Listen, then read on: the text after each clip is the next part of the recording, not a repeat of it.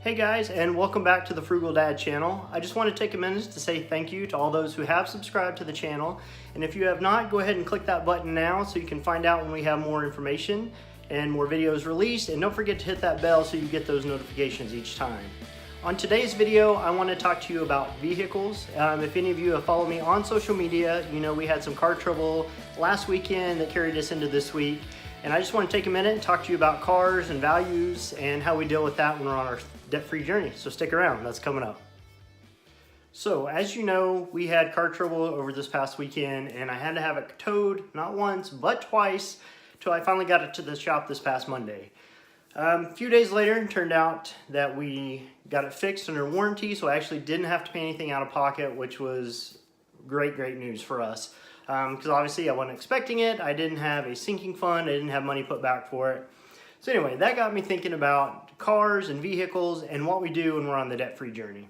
So following the Dave Ramsey plan, as many of you should be aware of, his advice is not to have vehicles that are worth more than half of your annual income.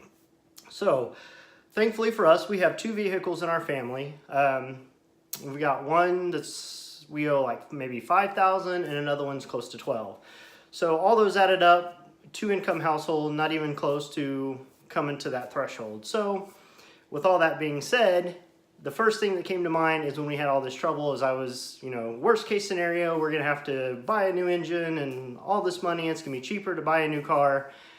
Well, that made me just have to take a step back and think about it. Sometimes when things like that happen, we want to run out, we want to just get a different vehicle, but that would put us right back into debt. That would put us another car loan, another 5-6 years, whatever it may be. That's not the way to do it. We got it fixed for free this time. So now I'm going to set up a sinking fund for the car maintenance. So obviously our cars are getting a little bit older, not bad, but this one that we had trouble with is over 100,000 miles now. So it's that time that things start breaking, you have to replace it, some of that routine maintenance stuff. But I didn't have a plan in place because we're on this debt-free journey and trying to get all this other stuff paid off.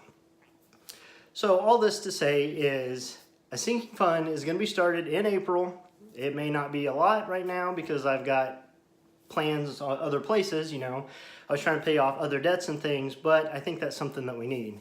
So I'm going to start the sinking fund, start saving up for those emergencies and things like that. And I just need to stop and realize that sometimes it's going to be better just to get things fixed. Even though it was an inconvenience, we were down to one car for like 3 days this week. So both of us working, I had to take the wife to work, I take the kids to school, then I have to get to work, and then got to pick them up, got to pick everybody up, and it's just been an inconvenience, but that's just part of it. We could run out and buy a new car, get a really huge payment that we have no business getting, and we'd be right back probably where we started. So I just want to put this out there, just something to think about, like what vehicles do you guys have? How much are your vehicles compared to how much you make in a year?